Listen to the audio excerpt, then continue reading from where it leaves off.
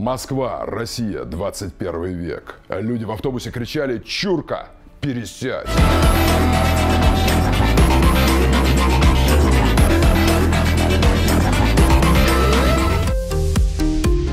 саломи худро мерасонам ба бинандагони барномаи маълумот дар шабакаи Taj Life. дар мавзӯи имрӯза мо дар бораи маънои калимаҳои чурка ва хач суҳбат мекунем. ин калимаҳо чӣ маъно доранд? бо кадом мақсад ин калимаҳоро ба забон мегиранд? барои чӣ мо дар Русия ин калимаҳоро бештар мешунавем? биёед якҷоя кӯшиш мекунем ки тавассути маълумотҳои озод ва ба ҳама дастрас дар интернет ба ин суолҳо посух биёбем. бинандагони азиз, ман баъзан калимаҳои лаҳҷавӣ ва русиро истифода мебарам, то ки ба ҳама фаҳмо бошад. агар ягон хел хатогиро ёфтед, дар комментариҳо бинависед, мо ҳатман ислоҳ мешавем. оғоз мекунем. тасаввур мекунем ки ҳоло он нафаре ки ин наворо тамошо дорад, дар Русия қарор дорад. ҳангоме ки дар кӯча меравем ва агар ягон кас бо мо хач ва ё чурка гуфта муомила кунад, агар мо зуд хашмгин мешавем. кӯшиш мекунем ки бо дашном ҷавоб бидиҳем ва ҳатто ба ҷанг мехезем бо он нафар. аз як ҷиҳат дуруст аст. мо бояд нагузорем ки бо калимаҳои таҳқиркунанда бо мо суҳбат кунад.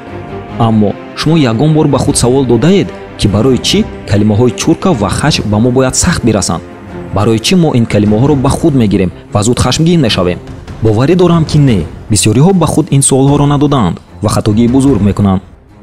хусусан ман ба ин калимаҳо он қадар диққати ҷиддӣ намедиҳам ва ҳангоми шуниданаш низ хашмгин ҳам намешавам, чунки ман маъно ва таърихи аз куҷо пайдо шудани ин калимаҳоро бисёр нағз медонам ва агар нафареро бинам ки ин калимаҳоро ноҷо истифода мебарад, ба ягон халқ ва ё пӯсти бадани одам якҷоя карда мегӯяд, ӯ дониши пасти худро нишон медиҳад. ман ба ӯ аҳамият намедиҳам. ба одами бесавод аҳамият додан ва бо ӯ баҳс кардан лозим нест. биёед аз калимаи чурка оғоз мекунем. маънои ин калима чист? Чурка произошло от слова чурек. чӣ тавре ки мо дар ин навор дидем, калимаи чурка ин шакли бо мурури замон тағйир ёфтаи калимаи чурек аст. чурек ин нони кавказӣ аст, ба монанди лаваш, чӣ тавре ки дар мо мегӯянд нони бозорӣ. яъне сабаби пайдоиши ин калима дар он аст ки дар вақташ кавказҳо нонро бо номи чурек дар бозорҳои Россия мефурӯхтанд ва аз ҳамин сабаб одамон бо мурури замон ин калимаро иваз карда истифода мебурданд, чунки чурка гуфта дар забони русӣ боз дарахти барои ҳезум буридаро низ меноманд. аз он сабабе ки ҳардуи ин калимаҳо ба ҳамдигар монанд ҳастанд, баъзе ҷавонони нофаҳм ҳардуи ин калимаҳоро якҷоя карда ба таври нодуруст истифода мебаранд. чӣ хеле ки мо шоҳид гаштем, ин калима ягон маънои бад надорад. маънояш нон ва ё ҳезуми дарахт мешавад, ки ҳардуи ин неъмати худованд аст.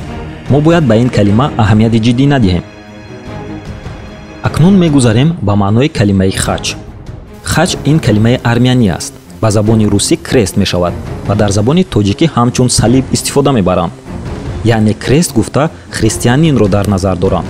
вақте ки армянҳо дини христианиро қабул карданд, онҳо дар гарданашон крест мегардонданд ва ба забони худашон онро хач мегуфтанд.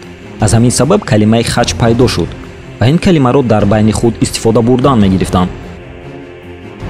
чӣ тавре ки мо шоҳид гаштем, калимаҳои чурка ва хач ягон маънои бад надоранд ва ба ягон халқи тоҷик, узбек ва дигару дигарон низ тааллуқ ҳам надоранд.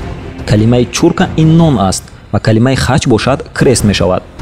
аз ҳамин сабаб ман аз шумо хоҳиш мекунам ки ба ин калимаҳо диққати ҷиддӣ надиҳед, ба таври оромона ба худ қабул кунед. хусусан ба халқи тоҷик ин калимаҳо ягон тааллуқе надоранд. он нафаре ки ин калимаҳоро ноҷо истифода мебарад, ӯро донишаш кам аст. ба ӯ аҳамият надиҳед ва танҳо одобу рафтори дурусти худро нишон диҳед. мо тоҷик ҳастем, мо халқи бузург ҳастем. гузаштагони мо бо маданияту донишманд буданд.